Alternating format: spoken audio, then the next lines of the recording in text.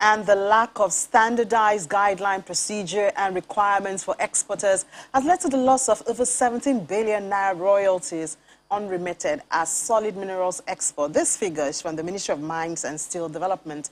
In the period spanning January 2013 to June 2017, a total of 2,670 mineral exports were made from Nigeria. Of these, only 56 were issued mineral export permits by the Ministry of Mines and Steel and acknowledged to have paid royalties. During this period, unpaid royalties amounted to 17.12 billion, which are still outstanding to the federal government. The solution may be in the solid minerals policy, but stakeholders also have concerns about the policy.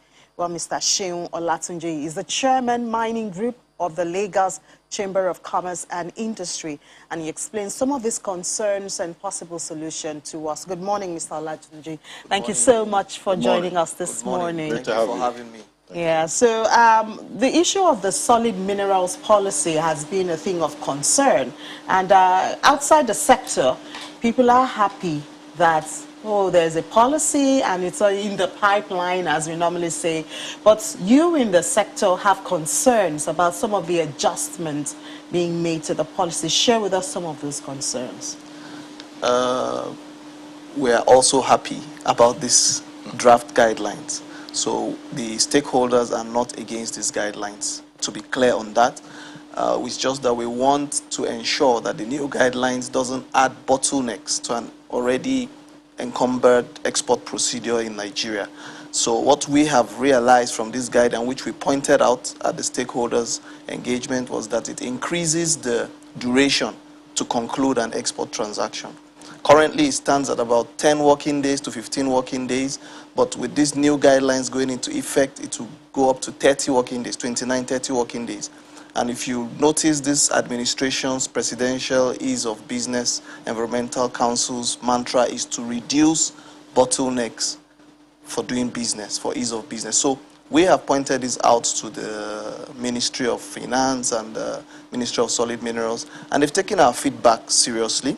It's just that we want to ensure that they go further to plug the loopholes that cause the revenue loss while making exports seamless for us. Yeah, so practitioners. how can that be balanced? Because when you talk of blocking the loopholes, sometimes it has to do with checks, you know, which might come out as bureaucracy, and of course this consumes time and, you know, a longer process. So how do you suggest that the government can balance this of blocking these loopholes but also making it less cumbersome? Okay, it's interesting to note also that the Central Bank of Nigeria has deployed, so there's already an existing single window for exports of solid minerals, and it's powered by the Central Bank's Trade Monitoring System portal. And now on that portal, once you are ready to export solid minerals or any other non-oil exports, you just go online and within 24, 48 hours, you're done with your electronic NXP. Now, where the loopholes were before was where everything was done by paper NXP. Now, some people feel undervalue on the paper, and some don't even fill the NXP form at all. They export illegally. So this system that the CBN has preferred is what we are advocating for.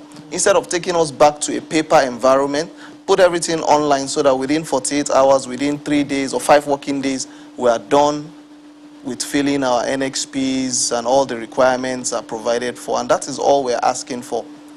Okay.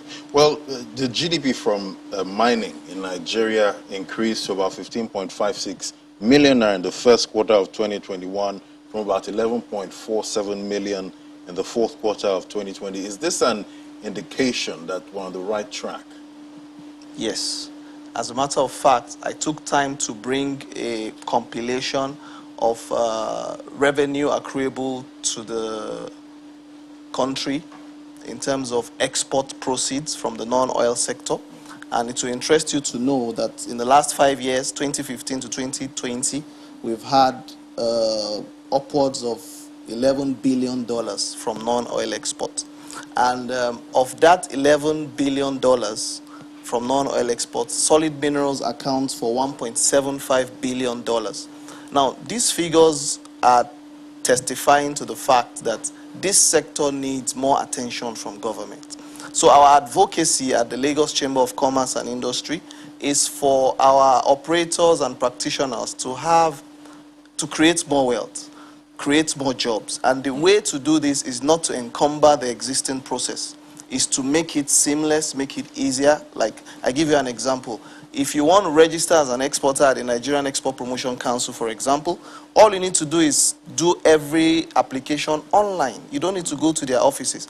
Once you're done with that payment to Remitter for TSA, for the fees, they call you after like a week or so, and you pick up your certificate. Totally eliminates paper. And this is why we think improving the ease of exporting would actually drive the GDP contribution of solid minerals, which stands at a paltry 0.1, 0.2% of total GDP. That is not a good enough. The projection from the mining roadmap, which was established by the former minister, Kayode Fayemi, His Excellency, was for the GDP contribution from solid minerals to have reached 3% by 2025. Now we're in 2021. So we cannot be going backwards instead of going forward, you know. So take, for instance, a post-oil world. Can Nigeria confidently rely on solid minerals?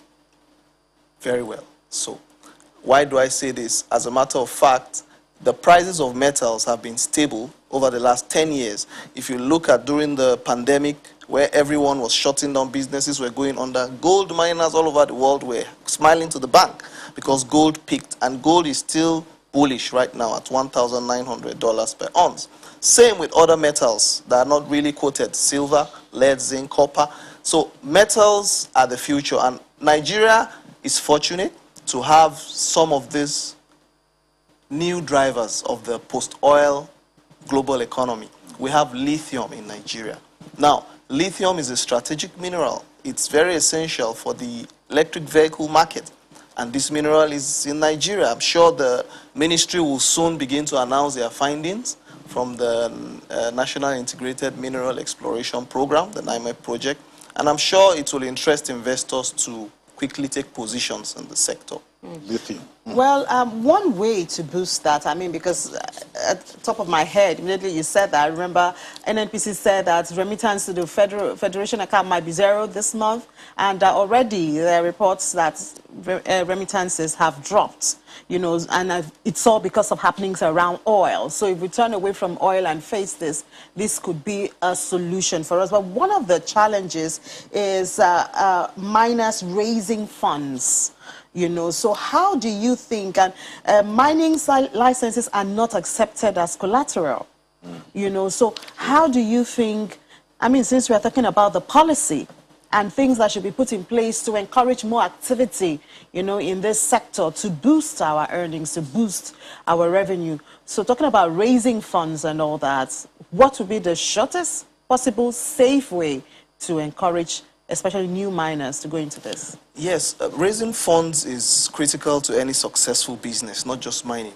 But mining in Nigeria is peculiar because there's insufficient geological data, and it is the geological data that serves as a collateral in any mining jurisdiction. So that is why I believe the government took the bull by the horn to invest about 15 billion naira in the NIMEP project. Now, what we advocate that the government does for existing miners and solid minerals players is for them to create pilot programs. For example, the CBN doesn't have a specific policy tailored for Nigerian mining sector. It's always lumped together with either manufacturing or something. We should do something like the Anchor Borrowers Program in agro. You know, that was specifically designed for farmers. And we could see, based on that policy, we stopped drastically reduced importation of rice. We eat Nigerian rice. So we want a situation where the CBN invites us, we're willing to give them ideas on how they can work with reputable small-scale miners. You know, we have big majors in Nigeria, and that is in the limestone. We're not talking about the majors here. We want to focus on the SMEs because they form the critical mass in the sector, and they are the ones that will create the most jobs, you know.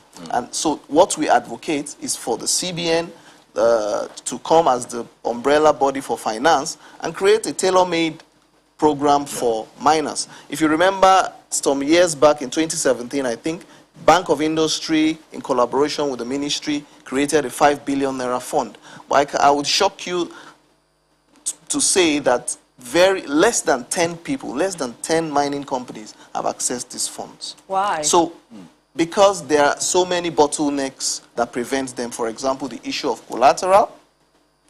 A small-scale miner will not be able to provide legal mortgage for some of these facilities. So we're advocating, the world is moving away from legal mortgages. Let's do cash collateral, cash-based or cash collateral. Look at the business flow. Based on that, you can create, that's what the fintechs use. If you notice these days on your phone, based on your salaries, banks offer you loans. That is the kind of solution we're advocating for the mining sector, for inclusion. Okay, well, when last was the aerial geophysical survey to provide, data for existing miners? When last was it updated? I think that Aeromag was done during the former President Obasanjo's administration, and I don't think the latest update is the NIMEP project. The NIMEP project is supposed to be an improvement on that Aeromag that's in existence, and it is more detailed, and I believe it has brought about very, very interesting discoveries. And I think the country will smile for this. New discoveries. Yes. Yeah. There was also the one local government, one mineral prospect by a former administration. Is that still on? How is it going? Well, that's is a no-brainer because there is no local government in Nigeria that doesn't have one mineral or the other. And the key to unlocking these things is, like I said, creating programs that include miners and solid minerals players in the formal lending or borrowing market. Currently, we are excluded. Is this captured in the policy? You mean the new... The one local government and one mineral approach? Comparative advantage. So, a local government has a strength in one solid mineral, so they focus on that. Is that captured? Because that's, even in Africa, even in Africa, it's what is being sold. Yeah. Yes, I think what the government always advocates is government doesn't want to be in the business of operating. They want to be, and they're supposed to be regulators. So they invite state governments, even local governments, if you have the capacity, go get a mineral title in your state and improve and mine and contribute to 13% derivation, because every solid mineral that is mined in Nigeria goes through 13% derivation, which accrues to all the 36 states. And I think it's a common pause. All right. Thank you so much, Thank you. Mr. Seun Olatunji, the Chairman, Mining Group of LCCI. Thank you for sharing this morning with us. Thank you for having me. All right. So we'll just take a short break now. When we come back, we have another conversation waiting for you. Join us then.